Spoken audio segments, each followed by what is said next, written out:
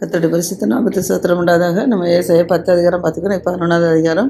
11வது அதிகாரம் என்னென்னா, ஈசா என்னும் அடிமரத்திலிருந்து ஒரு துளிர் தோன்றுதான். ஈசா அடிமரத்திலிருந்து ஒரு துளிர் தோன்றி அவன் வேர்களிலிருந்து ஒரு கிளை எழும்பி செழிக்கும். இது யார் அப்படின்னா, கர்த்தராகிய இயேசு கிறிஸ்துவை செய்து குறிக்கிறது. ஈசா என்னும் அடிமரத்திலிருந்து ஒரு துளிர் தோன்றி அவன் வேர்களிலிருந்து ஒரு கிளை எழும்பி செழிக்கும். கர்த்தர் நினைச்சார், அந்த உலகத்தில் அவர் பிறந்து வந்து ஒரு 33 வருஷம் இந்த உலகத்தில் என்ன செஞ்சார்? ஆண்டார். 33 வருஷம் நம்மளை போல என்ன செஞ்சார்? மனிதர்கள் வயிற்றில் பிறந்து இங்கே நம்மளை போன்று அடிச்சிடாரு. வளர்ந்து வந்து பல பாடுகள் பட்டு சிலர் அடிக்கப்பட்டு மீண்டும் என்ன செஞ்சார்? வளர்ந்து அதான் வேர்கள்லேருந்து ஒரு கிளை எலும்பி செழிக்கும். ஒரு வேர் அவர்லேருந்து அநேக கிளைகள் எலும்பி செழிக்கும் போது இப்போ கர்த்தர் மூலமாக நம்மளாம் எல்லாரும் என்ன செய்கிறோம்? ஜனங்கள் தொகைகள் எல்லாம் நினைச்சது பெருகி போய் இருக்கிறது பார்க்குறோம். அதான் அவர் தான் ஞானம், அறிவு, ஞானத்தையும் உணர்வையும் அருளும் ஆவியும் கர்த்தருக்கு என்ன செய்து இருக்குது. ஞானம், உணர்வு, அருள் ஆவியும் கர்த்தருக்கு இருக்குது. அதுபோல் ஆலோசனையும் பலனையும் அருள் ஆவியும் அறிவையும் கர்த்தருக்கு பயப்படுற பயத்தையும் அருளும் ஆவியுமாக கர்த்தருடைய ஆவியானவரை அவர் மேல் தங்கி இருப்பார் சொல்லி பார்க்குறோம். கர்த்தர் மேலே ஞானம், உணர்வு, அருளக்கூடிய ஆவி இருக்குது. ஆலோசனையும் பலனையும் அருள் ஆவி இருக்குது. அறிவியும் கர்த்தருக்கு பயப்படுற பயத்தை அருள் ஆவியுமாய கர்த்தருடைய ஆவியானவர் அவர் மேல் நினைச்சாரு, தங்கி இருக்கிறார். மத்தேயு 17:1 பார்க்குறோம். கர்த்தருடைய ஆவியானவர் புறாவை போல் தமிழ் இறங்கி வந்தார் சொல்லி நம்ம பார்க்குறோம். அப்போ அவர் நினைச்சாரு, பேசுகிறார், என்னோட நேசகுமாரன் இவரெல்லாம் பிரியமாக இருக்கிறேன்னு சொல்லி பேசுகிறத நம்ம பார்க்குறோம். அதே போல் கர்த்தருக்கு நினைச்சாரு, இப்படிப்பட்ட ஆவிகளை உடைய கர்த்தருடைய ஆவியானவர் அவர் மேல் நினைச்சாரு, தங்கி இருக்கிறார். அதேபோல் யோவான் ஸ்நானன் கர்த்தருக்கு ஞானஸ்நானம் கொடுக்கும்போதும் பரிசுத்த ஆவியானவர் நினைச்சார், அவர் மேலிருந்து பேசுகிறார், இந்த மேல் நிலையிட்டதுன்னு சொல்லி சொல்கிற ரெண்டு நேசகுமார் மேல் நிலையிட்டதுன்னு சொல்லி நம்ம நினைச்சிடறோம் பார்க்குறோம். அப்படியாக கர்த்தர் நினைச்சார், இந்த உலகத்தில் வந்து நமக்காக பாடுகளை பட்டு நமக்காக நினைச்சார், மீண்டும் சில அடிக்கப்பட்டு இவரோட வந்தது பார்க்குறோம். அவர் நமக்காக நினைச்சாரு, ஜீவனையே என்ன செஞ்சார், கொடுத்தான்னு சொல்லி பார்க்கும். அப்போ அப்படிப்பட்ட கர்த்தராகிய இயேசு கிறிஸ்துக்குள்ளே நம்ம என்ன செய்யணும்? வைராக்கியமாக நம்ம இருக்கணும். இருக்கும்போது கர்த்தருக்கு என்ன செய்யணும்? பயப்படணும். நாம் கர்த்தருக்கு பயப்படும் போது கர்த்தர் அவர் நமக்கு உகந்த வாசனையாக நம்ம இருப்பாராம். அவர் தமது கண் கண்டபடி நியாயந்திருக்காதபடிக்கு தமது காது கேட்டபடி நினச்சி வராம்.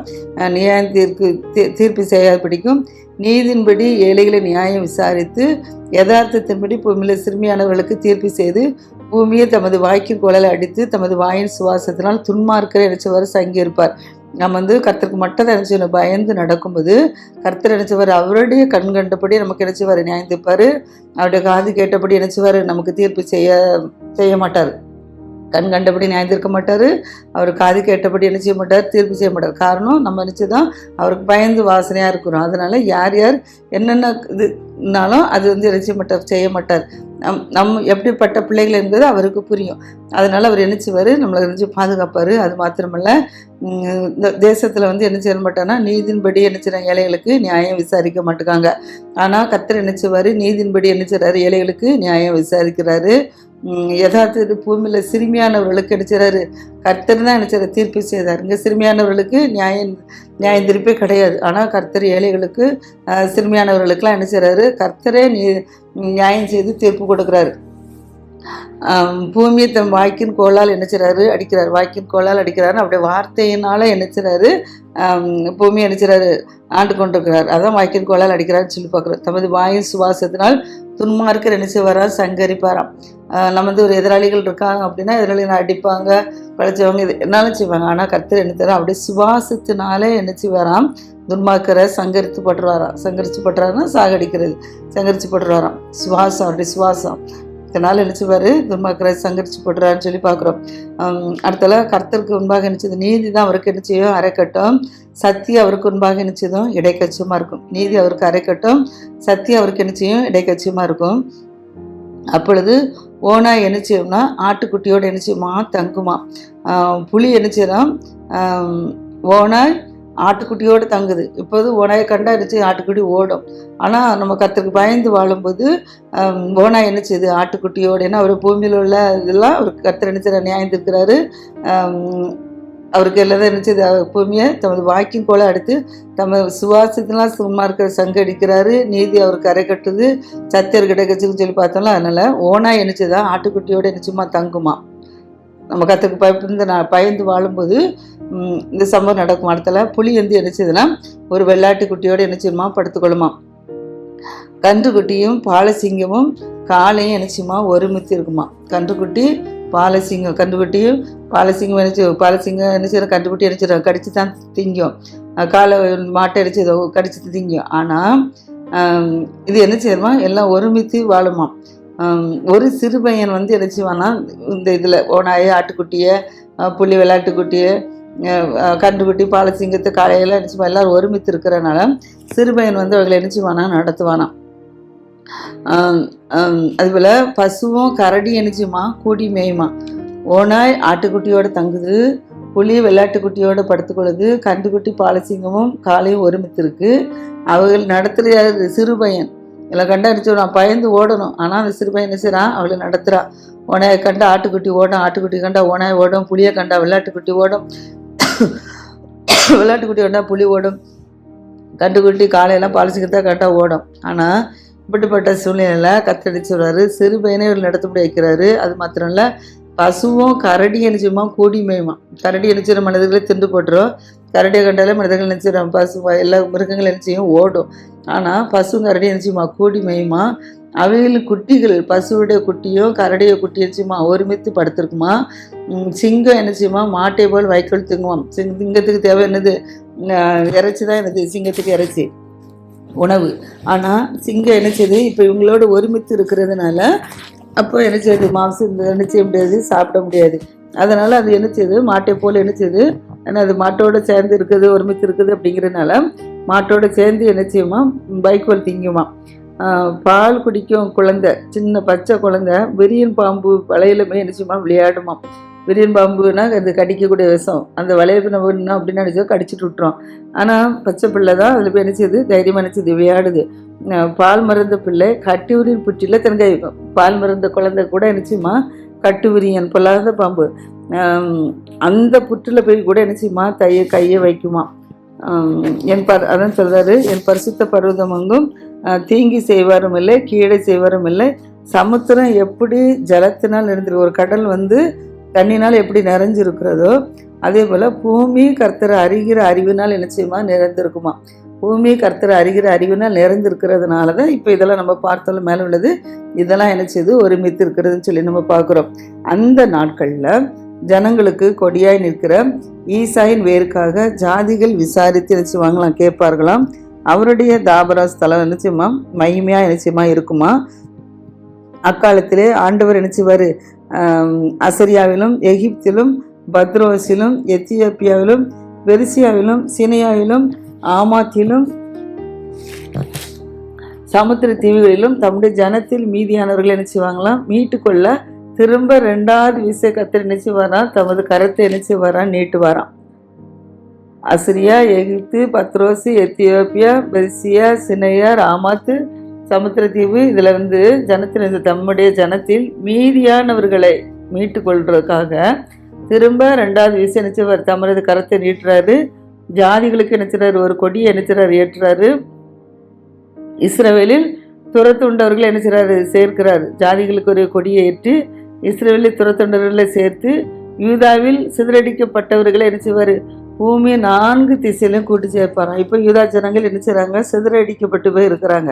இந்த சிதறடிக்கப்பட்ட ஜனங்களுக்கு கர்த்தர் இஸ்ரவேலில் நினைச்சவர் ஒரு கொடியை ஏற்றி, ஜாதிகளுக்கு ஒரு கொடியை ஏற்று இஸ்ரேல் ஜனங்கள்லாம் ஒன்று சேர்த்து பூமியில் 4 திசைகள் நினைச்சு வரான். சிதறடிக்கப்பட்ட மக்களெல்லாம் நினைச்சு வரான், ஒன்று கூட்டு வரான். அந்த சமயத்தில் எப்ராஹிம் பொறாமை நிச்சயமா நீங்குமா. கர்த்தர் இப்படி செய்யும்போது எப்ராஹிம் பொறாமை நிச்சயமா நீங்குமா. யூதாவின் சத்துருக்கள் நினைச்சுவாங்களாம், சதேதர்களுக்கு யாரெல்லாம் சத்துருக்களாக இருப்பாங்களோ அவங்களாம் நினைச்சுவாங்களாம், சங்கரிக்கப்படுவாங்களாம். எப்ராஹிம் யூதாவின் மேல் என்ன செய்ய மாட்டானா, பொறாமையாக இருக்க மாட்டானா. அடுத்தால யூதா எப்ராஹிம் என்ன செய்ய துன்பப்படுத்த மாட்டாங்களாம். அவர்கள் இருவரும் என்ன செய்வாங்க, ஏகமாக கூடி மேற்கே இருக்கிற பெலிஸ்தருடைய எல்லையிலே மேல் அவங்க என்ன செய்வாங்க பாய்ந்து கீழ்த்திசையாரை என்ன செய்வாங்களாம் கொள்ளையிட்டு ஏதோமின் மேலும் மோவாபின் மேலும் அவங்க என்ன செய்வாங்களாம் கை போடுவாங்களாம். அம்மோன் புத்திரர் அவர்களுக்கு என்ன செய்வாங்களாம் கீழ்ப்படிவாங்களாம். எகிப்தின் சமுத்திர முனையை கர்த்தர் என்ன செய்வார், முற்றிலும் அழிச்சு போடுறாரு. தம்முடைய கரத்தின் வலிமையினால் நதியின் மேல் தமது கையை என்ன செய்வார், நீட்டுவாராம். 7 ஆறுகளாக பிரிந்து ஜனங்கள் கால் நினையாதபடிக்கு கடந்து போகும்படி பண்ணுவாராம். இஸ்ரவேலர் எகிப்து தேசத்திலிருந்து புறப்பட்ட நாளில் அவர்களுக்கு எப்படி இருந்துச்சோ, இஸ்ரவேலர்கள் எகிப்து தேசத்திலிருந்து புறப்படும் போது அவர்களுக்கு எப்படி இருந்துச்சோ அதே போல் அசிரியாவிலும் அவருடைய ஜனத்தில் மீதியானவர்களுக்கு ஒரு ஒரு பெரும் பாதை உண்டாயிருக்குமா. இஸ்ரேல் ஜனங்கள் எகிப்திலிருந்து புறப்பட்டு வரும்போது கர்த்தர் என்ன செஞ்சார், அவங்களுக்கு ஒரு பாதைகளை என்ன செஞ்சார், உருவாக்கி கொடுத்தாரு. நிறைய ராஜாக்கள் என்ன செய்ய பார்த்தவங்க இடம்லாம் கொடுக்கல, ஆனாலும் கர்த்தர் அவங்களுக்கு பாதைகளை உருவாக்கி கொடுத்தாரு. அது மாத்திரமில்ல, சொந்த சமுத்திரத்தில் என்ன செஞ்சார், பாதையை உண்டாக்கி கொடுத்தாருன்னு சொல்லி பார்க்குறோம். இவர்தான் நதியில் என்ன செய்கிறாங்க, நதியை 2ஆக பிளங்க செஞ்சு நதி வழி உண்டாக்கி கொடுத்தாருன்னு சொல்லி பார்க்குறோம். இப்படிப்பட்ட மாதிரி என்ன செய்வார்னா, அசிரியாவிலும் தமிழ் ஜனத்தில் யாரெல்லாம் மீதியாக இருக்கிறாங்களோ அவங்களுக்கு கர்த்தர் என்ன செய்வாங்க, அப்படி ஒரு பெரும் பாதையை உண்டாக்கி என்ன செய்வாராம், கொடுப்பாராம். அந்த சமயத்தில் அதான் அக்காலத்தில் சொல்வது என்னென்னா, கர்த்தாவே நான் உண்மை துதிப்பேன். அந்த சமயத்தில் இப்படி பெரும்பாதை உண்டாக்கி கொடுக்கும்போது அசிரியாவில் மக்கள் என்ன செய்வாங்களாம், நான் உண்மை துதிப்பேன், நீர் என்மேல் கோபமாக இருந்தீர், ஆனாலும் நம்முடைய கோபம் நீங்கிட்டு நீர் என்னை தேற்றுகிறீன்னு சொல்லி அசிரியா அறிஞ்சு கொள்ளுமா.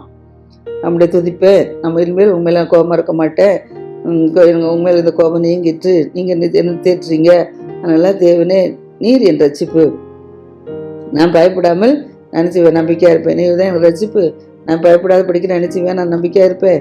கர்த்தரே யெகோவா என் பலனும் எனக்கு இதுமாய் இருக்கிறார், கர்த்தரே யெகோவா என் பலனும் எனக்கு இதுமாய் இருக்கிறாரு, அவர் தான் எனக்கு என்ன செய்தார், எனக்கு ஒரு ரட்சிப்புமானவர் அப்படின்னு சொல்லிட்டு, நீங்கள் ரட்சிப்பின் ஊற்றிலிருந்து மகிழ்ச்சியோடு என்ன செய்யுங்க, தண்ணி மண்டு கொள்வீங்களா, நீங்கள் மகிழ்ச்சியோடு தண்ணி மண்டு கொள்வீங்க அப்படின்னு சொல்லிட்டு சொல்கிறாரு. அக்காலத்தில் அந்த நாட்களில் நீங்கள் சொல்வது என்ன செய்யணும்னா, அந்த இப்படி நடக்கும்ல, இது கர்த்தரோட வருகைகளுக்கு இப்போ என்ன செய்யணும், நம்ம கடைசி காலத்துக்குலாம் வந்திருக்கிறோம், கடைசி கால சம்பவத்தில் இப்படிப்பட்ட சம்பவம்லாம் நடக்கும்னு சொல்கிறாரு. எல்லாம் ஒரு மன ஒற்றுமையாக இருக்கும்போது இப்படி பாலசிங்கம் குட்டி எல்லாமே நினச்சது ஒரு பித்து வாழும்னு சொல்கிறாரு. அந்த நாட்களில் தான் கர்த்தர் என்ன சொல்கிறாருன்னா, நீங்கள் சொல்வது கர்த்தரை துதிங்க, அவர் நாமத்தை என்ன செய்யுங்க, தொழுது கொள்ளுங்க, அவருடைய செய்கைகளை என்ன செய்யுங்க, ஜனங்களுக்குள்ள அறிவிங்க, அவருடைய நாமம் உயர்ந்ததுன்று என்ன செய்யுங்க, பிரஸ்தாபம் பண்ணுங்க சொல்லி சொல்கிறாரு. கர்த்தரை கீர்த்தனம் பண்ணுங்க, அவர் மகத்துவமான கிரியில் என்ன செய்தார், இது பூமி எங்கே அறியப்பட கிடவுது அப்படின்னு சொல்லி என்ன செய்வாங்களாம், சொல்லுவாங்களாம். அந்த சூழ்நிலையில் ரட்சிப்பின் ஊற்றுலேருந்து மகிழ்ச்சியோடு தண்ணி மண்டு கொள்ளுங்கன்னு சொல்லிட்டு கர்த்தரை துதிங்க தொழுது கொள்ளுங்க அப்படின்னு சொல்லி என்ன செய்வாங்களாம், கர்த்தரை கீர்த்தனம் பண்ணுங்க, கர்த்தரோட மகத்துவ காரியங்களை அவர் செஞ்சுருக்கிறாரு, அதனால் பூமி எல்லாம் இதெல்லாம் அறியப்பட கிடதுன்னு சொல்லி சொல்லுவாங்களாம். சியோனில் வாசமாக இருக்கிறவளே நீ சத்தமிட்டு கெம்பரிம்பாங்களாம், சியோனில் வாசமாக இருக்கிறவளே நீ சத்தமிட்டு கெம்பிரி, இஸ்ரவேலின் பரிசுத்தர் உன் நடுவில் நினைச்சிறாரு, ஒரு பெரியவராக இருக்கிறாருன்னு சொல்லி சொல்லுவாங்களாம். அடுத்தபடிய 13ஆம் அதிகாரத்தில் என்னென்னா, இது பாபிலோன் ஆமோசுக்குமான ஏசாயா பாபிலோன் மேல் வர கண்ட பாரம். இது ஏசாயா தான் நம்ம பார்த்துட்ருக்கோம். இந்த ஏசாயா பாபிலோன் மேல் வர கண்ட பாரம்னு சொல்லி பார்க்குறது என்ன அப்படின்னா, உயர்ந்த பர்வதங்கள் மேல் என்ன செய்யுங்க, நீங்கள் கொடியேற்றுங்க, உயர்ந்த பர்வத்து மேலே கொடியேற்றணுமா, உரத்த சத்தமிட்டு ஜனங்களை என்ன செய்யுமா, வரவழைக்கணுமா, அவர்கள் பிரபுகளின் வாசல்களுக்கு நினைச்சது பிரவேசிப்பதற்கு சைகை காட்டணுமா, பிரபுக்கள் வாசல்கள் பிரவேசிக்க சைகை காட்டி கட்டணுமா, நான் பரிசுத்தமாக்கினவர்களுக்கு நான் என்ன செஞ்சேன், நான் கட்டளை கொடுத்தேங்க, யாருக்கு பரிசுத்தமாக்கணும் அவங்களுக்கு கட்டளை கொடுத்தாப்லையாம், என் கோபத்தை நிறைவேற்ற என் பராக்கிரமசாலிகளை என்ன செஞ்ச நான் அழைச்சும் இருக்கிறேன், அவர்கள் என் மகத்துவத்தில் என்ன கலிகுறர்கள் சொல்லி சொல்கிறாருன்னு சொல்கிறாப்புல. அப்புறம் திரளான ஜனங்களின் சத்தத்துக்கு ஒத்த வெகு கூட்டத்தின் இறைச்சல், கூட்டப்பட்ட ஜாதிகளுடைய ராஜ்யங்கள் அமளியான இறைச்சல், இதெல்லாம் என்ன செய்யுமா, மலையில் என்ன செய்யுமா கேட்கப்படுமா, திரளான ஜனங்களினுடைய சத்தம், அடுத்தலாம் வெகு கூட்டத்தால் இறைச்சல், கூட்டப்பட்ட ஜாதிகளுடைய அமளியான இறைச்சல், இதெல்லாம் என்ன செய்யுமா, மலையில் என்ன செய்தான் கேட்கப்படுதாம். சேனின் கர்த்தர் இராணுவத்தை என்ன செய்கிறாராம், லக்கம் பார்க்கிறாராம், இராணுவத்தை லக்கம் பார்க்கிறான். அப்போ எப்படின்னா, லக்கம் பார்க்கும்போது கர்த்தர் வருகிறார், அவருடைய கோபத்தின் ஆயுதங்களும் தேசத்தெல்லாம் அழிக்க வானத்திலிருந்து கடையாந்திர தேசங்களிலிருந்து நினைச்சது வருகிறதுன்னு சொல்லி பார்க்குறோம். அப்போ கர்த்தர் வரும்போது அலருங்க, ஏன்னா கர்த்தருடைய நாளிலிருந்து சமயமாக இருக்கிறது, அவர் சர்வ வல்லிடத்திலிருந்து மகா சங்காரமாக நினைச்சவர் வருவார், அதனால் எல்லா கைகளும் நிச்சயம் நெகிழ்ந்து எல்லா மனுஷனும் இருந்தையும் கரைந்துவோமா. கர்த்தருடைய நாள் வரும்போது, கர்த்தருடைய நாள் சமீபத்திருக்குது, அப்போ கர்த்தருடைய நாள் வரும்போது என்ன செய்யுதுன்னா, எல்லா கைகளும் என்ன செய்யுமா, நெகிழ்ந்துருமா, எல்லா மனுஷனும் இருதயமே என்ன செய்யுமா, கரைந்து போயிருமா. அந்த சமயத்தில் ஜனங்கள் என்ன செய்வாங்களாம், திகில் அடைவாங்களாம், வேதனைகளும் வாதைகளும் நிச்சயமா அவர்களை பிடிக்குமா. அந்த நாட்களில் திகிலடைகிறாங்க, வேதனைகள் வாதைகள் அவர்களை பிடிக்கு. பிள்ளை பெறுகிறதை போல என்ன செய்வாங்களாம், வேதனைப்படுவாங்களாம். ஒருவரை ஒருவர் என்ன செய்வாங்களாம், பிரமித்து பார்ப்பாங்களாம். அவர்கள் முகங்கள் நெருப்பான முகங்களாக என்ன செய்யுமா இருக்குமா. அந்த சமயத்தில் ஏதோ தேசத்தை என்ன செய்கிறாரு, பாழாக்கி அதன் பாவிகள் அதிலிருந்து அழிப்பதற்காக கர்த்தருடைய நாள் கடூரமும் மூர்க்கமும் உக்கிரகோமாக வருதா. கர்த்தருடைய நாள் வரும்போது கர்த்தருக்கு பயந்து நடக்காதபடிக்கு நம்ம இருந்தோம் அப்படின்னா கர்த்தர் நம்மளை இலக்கம் பார்த்து வச்சு என்ன செய்வார் அப்படின்னா தேசத்தை என்ன செஞ்சிருவார், பாழாக்கி போட்டுருவார். பாவிகள் என்ன செய்வார், அதுலேருந்து அழிச்சு போட்டுருவார். மூர்க்கமும் உக்கிரகோபமும் நிச்சயமா அந்த நாளில் வருமா. அப்போது அப்படிப்பட்ட நாள் வரும்போது, அதான் கர்த்தருடைய வருகை நாள், கர்த்தருடைய வருகை நாள் வரும்போது எப்படின்னா வானத்தின் நட்சத்திரங்களும் கர்த்தருடைய நாள் வரும்போது கைகள் எல்லாம் தகிழ்ந்து எல்லா இருதயமும் கரைந்து போன்னு சொல்லி பார்க்குறோம். ஜனங்கள்லாம் திகிலடைகிறாங்க, பிரமிப்பாக இருக்கிறாங்கன்னு சொல்லி பார்க்குறோம். பாவிகள் மேல் உக்கிர கோபாக்கனே கடுங்கோபாரன்னு சொல்லி பார்க்குறோம். அதே போல் வானத்தின் சத்துவம் நட்சத்திரங்களும் ராசிகளும் நிச்சயமா ஒளி கொடுக்காதான். இப்போ வானத்தின் நட்சத்திரங்கள் நினச்சது நமக்கு ஒளி கொடுத்து கொண்டிருக்கு. அந்த இது கூட என்ன செய்யாதான் நாட்களில் ஒளி கொடாது இருக்குமா. சூரியன் உதிக்கையில் நிச்சயமா இருண்டு போய் இருக்குமா. சூரியன் உதிக்கும்போது இருண்டு போய் இருக்கும், வெளிச்சம் கிடைக்காது. சந்திரன் என்ன செய்யாது, ஒளி கொடாது இருக்குமா. ஏன் அப்படின்னா பாவத்தின் மித்தம் என்ன செய்றாரு, உலகத்தில் ஒளி இல்லாதபடிக்கு இருண்டு போய் கிடக்குது. அக்கிரமத்தின் மித்தம் துன்மார்க்கரை நான் நினைச்சுவேன், நான் தண்டிப்பேன். அகங்காரிகளின் பெருமையை நான் நினைச்சுவேன், ஒளியை பண்ணுவேங்கிறார். பாவத்தின் மித்தம் உலகத்தையும் அக்கிரமத்தின் மித்தம் துன்மார்க்கரையும் நான் தண்டித்து அகங்காரின் பெருமையை நான் நினைச்சுவேன், நான் ஒளியை பண்ணுவேன். கொடியரின் இடும்பை நான் நினைச்சுவேன், தாழ்த்துவேன்னு சொல்கிறார். புருஷனை பசு மண்ணினாலும் மனுஷனை ஒப்பிரில் தங்கத்தினாலும் நினச்சிடுவேன் அபூர்வமாக்குன்னு சொல்கிறார். ஒரு புருஷனை பசு மண்ணை போல் நினச்சி வர மாற்று வரான், மனுஷரை ஒப்பிரில் தங்கத்தை போல் நினச்சி வரான், அபூர்வமாக்கு வரான். இதன் மித்தம் இப்படி செய்யும்போது சேனையின் கர்த்தருடைய உக்கிரத்தினால் அவருடைய கடுங்கோபத்தில் நாளில் பூமி தன்னிடத்தை விட்டு நீங்கும்படி நிச்சயமா வானத்தை நிச்சயமா அதில் பண்ணுவேன்னு சொல்கிறார். துரத்தப்பட்ட வெளிமானை போலும் யாரும் சேர்க்காத ஆட்டை போலும் இருப்பாங்களாம். அவங்க எப்படிப்பட்டவங்களாம் இருப்பாங்கன்னா துரத்தப்பட்ட வெளிமானை போலும் யாரும் சேர்க்காத ஒரு ஆட்டை போல நினச்சவங்களாம் இருப்பாங்களாம். அவரவர் தங்கள் ஜனத்தண்டைக்கு நினச்சிவாங்களாம், போக முகத்தை திருப்பாங்களாம். அவரவர் ஜனத்தண்டைக்கு கூட என்ன செய்ய மாட்டாங்களாம், போக மாட்டாங்களாம். அவரவர் தங்கள் தேசத்துக்கு என்ன செய்வாங்களாம், ஓடி போவாங்களாம். கர்த்தருடைய வருகையில் இவங்களாம் இப்படிலாம் நடக்கும்னு சொல்லி பார்க்குறோம். அடுத்தல அகப்பட்டவன் எவனும் குத்துண்டு அவர்களை சேர்த்திருக்கிறவன் எவனும் பட்டயத்தினால் என்ன செய்வாங்களாம், விழுவார்களாம். அவர்கள் குழந்தைகள் அவர்கள் கண்கள் கொன்பாக என்ன செய்யுமா, மோதி அடிக்கப்படுமா. அவர்கள் வீடுகள் என்ன செய்யுமா, கொள்ளையிடப்படுமா. அவர்கள் மனைவிகள் அவருடைய மனைவிகள் அவமானப்படுவாங்களாம். இந்த சொல்லியில் நடக்கும்னு சொல்லி ஏசாயா சொல்லியிருக்கிறார். கர்த்தர் கண்ட தரிசனத்தில் ஏசாயா கர்த்தரிடம் வெளிப்பாடு கொடுத்துருக்காரு. அதை நம்ம பார்த்துட்ருக்குறோம். அதில் அடுத்த சொல்றாரு, இதோ நான் அவர்களுக்கு விரோதமாக நினச்சி வரேன், மேதியரை எழுப்புங்கிறாரு. ஜனங்களுக்கு விரோதமாக கத்தரித்து வர மேதியரை எழுப்புறான். அவர்கள் வெள்ளியை மதிக்காதபடிக்கு அதில் வெள்ளியின் மேல் என்ன செய்ய மாட்டாங்களாம், வெள்ளியின் மேலும் பொன்னின் மேலும் பிரியப்படாதபடிக்கும் வில்லுகளாலும் இளைஞர்கள் என்ன செய்வாங்களாம், சிதைத்து விடுவாங்களாம். கற்ப கண்ணியின் மேல் அவர்கள் என்ன செய்ய மாட்டாங்கன்னா இறங்க கூட மாட்டாங்களாம். வில்லுலால் இளைஞர் என்ன செஞ்சுட்டாங்க, சிதைச்சி போட்டுறாங்க. கற்ப கண்ணியின் மேல் அவங்க என்ன செய்ய மாட்டாங்க, இறங்காதபடிக்கு அவருடைய கண்கள் என்ன பிள்ளைகள் என்ன செய்யுமா, பிள்ளைகளை கூட தப்பு விடுறது இல்லையா. ராஜ்யங்களுக்குள் அலங்காரமும் கல்தேருடைய பிரதான மகிமையுமாக பாபிலோனானது தேவனால் சோதாமும் கோமராவும் கவிழ்க்கப்பட்டது போல நிச்சயமா கவிழ்க்கப்படுமாம். இனி ஒருபோதும் அதில் ஒருவர் என்ன செய்ய மாட்டாங்களாம், குடியேறதும் இல்லையா. தலைமுறை தோறும் அதில் ஒருவர் என்ன செய்ய மாட்டாங்க, தங்கி தரிக்க மாட்டாங்களாம். அங்கே ஒருவரோட தங்கி தரிக்க மாட்டாங்க. ஆனால் அங்கே அரபியன் கூடாரம் என்ன செய்ய மாட்டானா, போட மாட்டானா. அரபியன் கூடாரம் போட மாட்டான். அது என்ன செய்யணும், அரபியன் கூடாரம் போடுறது இல்லை. மேய்ப்பர்கள் என்ன செய்ய, மந்தையை என்ன செய்ய மாட்டாங்க, மறிக்க மாட்டாங்க. காட்டு மிருகங்கள் என்ன செய்யுமா, அங்கே படுத்துக்கொள்ளுமா.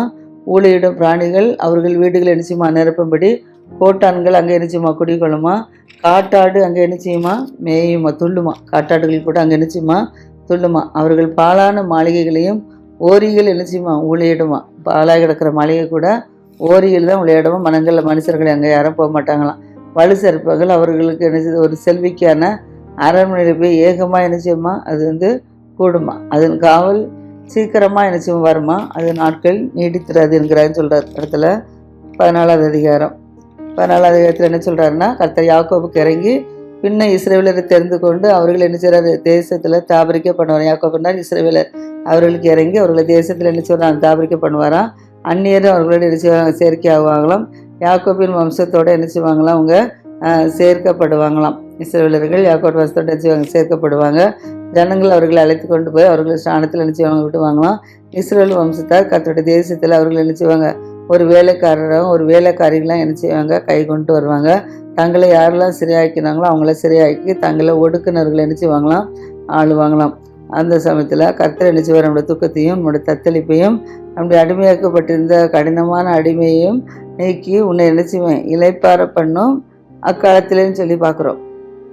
கர்த்தருடைய துக்கத்தை மாற்றாரு. நம்முடைய தத்தளிப்பு, நம்முடைய அடிமைத்தனம் போட்டிருந்த கடினமான அடிமைத்தனம் எல்லாத்தையும் நீக்கி நம்மளை இளைப்பாரம் பண்ணக்கூடிய அந்த நாட்களில், அதான் அக்காலத்தில் என்ன செய்வார்னா, பாபிலோன் ராஜாவின் மீது சொல்லப்படும் வார்த்தை. அந்த நாட்களில் பாபிலோன் ராஜ்யத்தில் என்ன வார்த்தைகள் சொல்லப்படுவாங்கன்னா, பொன்னகரி என்ன செய்ய ஒளிந்து போயிட்டு கர்த்தர் துஷ்டன் தண்டாயத்தையும் அரசாண்டைகளும் செங்கலையும் செஞ்சார், முறித்து போட்டார். உக்கிரம் கொண்டு ஓயாத அடியாக என்ன செய்கிறாங்க, ஜனங்களை அடித்தாங்க. கோபமாக ஜாதிகள் என்ன செஞ்சாங்க, அரசாண்டாங்க. கற்பார் இல்லாத படிக்க என்ன செய்வாங்க, துன்படுத்தப்படுவாங்க. அது மட்டும் பூமி முழுவதும் என்ன செய்வாங்க, ஒரு இளைப்பாறுதல் கிடைக்கும். ஒரு இளைப்பாறு அது என்ன செய்ய அமைந்திருக்கான், பூமி முழுவதும் இளைப்பாறே அமைந்திருக்கான். கெம்பீரமாக என்ன செய்வாங்களாம், ஜனங்கள் முழங்குவாங்களாம். அப்போது தேவதாரு விருட்சங்கள் லீபனோனின் கேதுருக்கள் நிச்சயமாக சந்தோஷப்படுமாம். அது மாத்திரமில்ல, நீ விழுந்து கிடந்த முதற்கொண்டு எங்களை வெட்டுவார் ஒருவரும் இல்லை என்று சொல்லி அந்த தேவதார் விருட்சங்களும் கேதிர் மரங்களும் நிச்சயமா சந்தோஷப்பட்டு சொல்லுமா. கீழே இருக்கிற பாதாளம் உன்னிடத்தில் நிச்சயமா அதிருமா. உன் வரைக்கு எதிர்கொண்டு பூமியின் அதிபதியிலிருந்து செத்த ராஜதர் என்ன செய்வாங்க, காவலர்கள் உன்னின் மத்தி என்ன செய்வாங்க, எழும்பி வருவாங்க. ஜாதிகளுடைய எல்லா ராஜாக்களும் அவருடைய சிங்காசனத்திலிருந்து எழுந்திருக்க பண்ணுகிறதுன்னு சொல்லி பார்க்குறோம். அந்த நாட்கள் எல்லாரும் என்ன செய்வாங்களாம், கர்த்தரை நோக்கி எங்களை போல நீ பலட்சமான எங்களுக்கு சமானமானன்னு சொல்லி என்ன செய்வாங்களாம், சொல்லுவாங்களாம். அதெல்லாம் என்ன செய்யக்கூடாது, இது பட்ட சூழ்நிலை இல்லாத பற்றி கர்த்தருக்கு பயப்படுற பயத்தில் வாழ்வோம். கர்த்தர் தான் நம்மளை ஆசீர்வதிப்பாராக.